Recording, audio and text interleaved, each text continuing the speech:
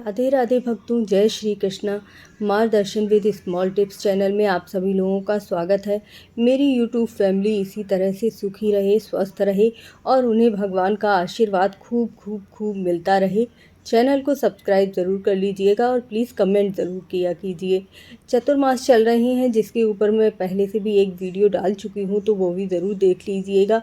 इन चतुर्मास में कौन से 5 नियमों का पालन करना चाहिए जो बहुत ही ज़रूरी हैं, जिन नियमों का अगर आप पालन करते हैं, लड्डू गोपाल की सेवा करते हैं, तो आपको इस चतुर्मास का भी विशेष ही फल प्राप्त होगा। सबसे पहले तो ये जानते हैं कि ये 4 माह इतने ज़्यादा विशेष क्यों होते हैं।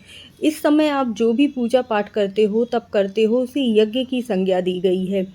जितने भी पर्व, व्रत, उपासना, साधना, आराधना, मंत्रों का जाप, तप, व्रत आदि आप करते हो, विशेष रूप से आपको इसका फल ज़रूर प्राप्त होता है।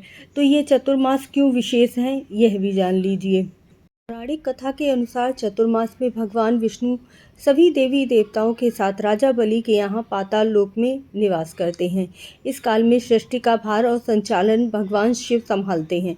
इसीलिए चतुर्मास का पहला माह सावन भोले बाबा को समर्पित होता है। इस दौरान उनकी पूजा अर्चना की जाती है। उसके बाद कृष्ण भगवान की और फिर गणेश भगवान की जाती है। इसी समय पितृपक्ष आते हैं और उसके बाद माता रानी, फिर माता रानी के बाद लक्ष्मी माता की पूजा की जाती है। अंत के 15 दिन कुबेर महाराज को समर्पित होते हैं। इस तरह से आप सभी देवी देवताओं को प्रसन्न कर लेते हैं और आपके घर में लक्ष्मी माता का भी निवास हो जाता है, दुर्गा स्वरूप माता का भी निवास होता है। प्रथम पूज्य गणेश भगवान भी प्रसन्न हो जाते हैं और भोलेनाथ को प्रसन्न करके तो आपको जो प्राप्त होता है आप सोच भी नहीं सकते हो। तो इस चतुर्मास में आपको कौन कौन से नियमों का पालन करना है, सबसे पहले वह जान लेते हैं। सबसे पहला नियम होता है व्रत करना। व्रत करने से हम पूरा एक दिन अपने भगवान को समर्पित करते हैं, लेकिन गृहस्थ जीवन में इतना आसान नहीं हो पाता है कि आप पूरा महीने तक सावन का व्रत रह सकें। तो इस पर भी मैंने वीडियो डाली हुई है कि आप किस प्रकार व्रत रख सकते हैं, आप ज़रूर देखिएगा। तो व्रत रहने के लिए ज़रूरी नहीं है कि आप पूरा महीना व्रत रहें सावन के, या फिर आपकी जितनी सामर्थ्य हो आपको उतने ही हिसाब से व्रत रहना चाहिए। आप देखिएगा, मैंने बहुत अच्छी वीडियो डाली हुई है, आप पूरी सुनिएगा उसे भी।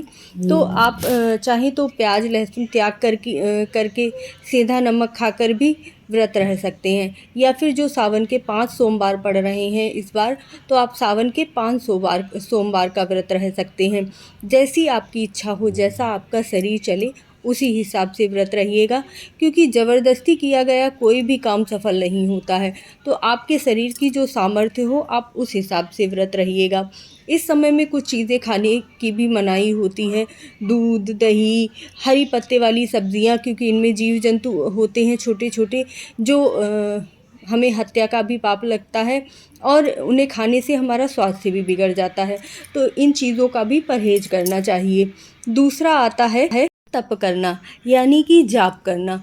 इस समय में सभी मांगलिक कार्य रोक दिए जाते हैं, जैसे जनेऊ, वैवाहिक कार्य, भूमि पूजन, मुंडन, गृह प्रवेश आदि कोई भी कार्य नहीं होता है, लेकिन धार्मिक कार्य उसी तरह से सुचारू रूप से चलते हैं। तो इस समय आप जितना भी ध्यान अपने भगवान की भक्ति में लगाते हैं, अपने लड्डू गोपाल की सेवा में लगाते हैं, उतना ही हमें ज़्यादा फल प्राप्त होता है। तो इस समय तुलसी पूजन कीजिए, शाम को तुलसी पर दीपक लगाइए। अगर आप कर सके तो इस 4 महीने में एक पीपल का वृक्ष ज़रूर लगाइएगा, या इस सावन के महीने में बेल वृक्ष ज़रूर लगवाइएगा, आपको बहुत ही विशेष फल प्राप्त होगा। तीसरा कौन सा कार्य है जो विशेष आपको करना है? जितना ज़्यादा हो सके मौन रहिए। ज़्यादा बोलना वैसे भी अच्छा नहीं होता है, और मौन रहने से आपके मुंह से कोई भी गलत शब्द नहीं निकलता है, किसी की निंदा नहीं निकलती है। अपने मुख से जितना भी ज़्यादा आप भगवत नाम लेते हैं उतना ही ज़्यादा आपको पुण्य प्राप्त होता है। तो भगवान का नाम लीजिए, ओम नमो भगवते वासुदेवाय नमः मंत्र का जाप करते रहिए। सावन के महीने में भी ओम नमो भगवते रुद्राय नमः मंत्र का जाप करना चाहिए, सबसे ज़्यादा विशेष मंत्र है।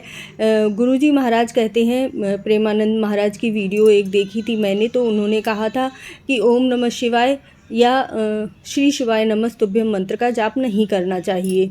क्योंकि ये पंचाक्षर और षडाक्षर मंत्र हैं, इनका जाप बिना गुरु की आज्ञा के नहीं किया जाता है जब तक आप गुरु मंत्र नहीं लेते हैं। तो इसीलिए इन मंत्रों का जाप मत कीजिए। सांब सदाशिव मंत्र का जाप कर सकते हैं या फिर ओम नमो भगवते रुद्राय नमः मंत्र का जाप कर सकते हैं। छठे नंबर पर आता है अपनी दिनचर्या में संयम रखिए। ब्रह्म मुहूर्त में उठिए। दिन में सोना भी निषेध बताया जाता है इस समय में। रात्रि का भोजन भी आपका बहुत जल्दी हो जाना चाहिए और ब्रह्मचर्य का पालन इस समय करना बहुत ही ज़रूरी होता है। तो इन नियमों का पालन भी ज़रूर करना चाहिए। एक विशेष बात आप ध्यान रखिएगा, जो दान आप करते हो ना, इस चतुर्मास में दान का एक नियम ले लीजिए कि आपको अपनी सामर्थ्य अनुसार दान करना है।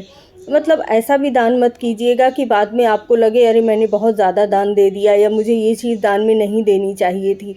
जितना भी आप कर सकें उतना दान दीजिए। जैसे 1 पैकेट दूध का दान आप 4 महीने तक लगातार प्रतिदिन कर सकते हैं, या फिर 1 कटोरी आटे का दान कर सकते हैं, या ये संकल्प ले सकते हैं कि डेली मैं 1 कटोरी आटा चींटियों को डालूंगी। इस तरह से किया गया दान आपको ज़्यादा पुण्य की प्राप्ति देता है। यह कुछ 6 उपाय ऐसे थे जिन्हें आप अगर करते हैं तो आपका एक नियम बन जाएगा और आपको चतुर्मास का ज़्यादा से ज़्यादा फल प्राप्त होगा। वीडियो अच्छी लगी हो तो लाइक कमेंट ज़रूर कीजिएगा और चैनल को सब्सक्राइब ज़रूर कर लीजिएगा। इस सावन भोलेनाथ आपकी सारी मनोकामनाओं को पूरा करें और हमेशा आप पर लक्ष्मी माता धन की वर्षा करती रहें।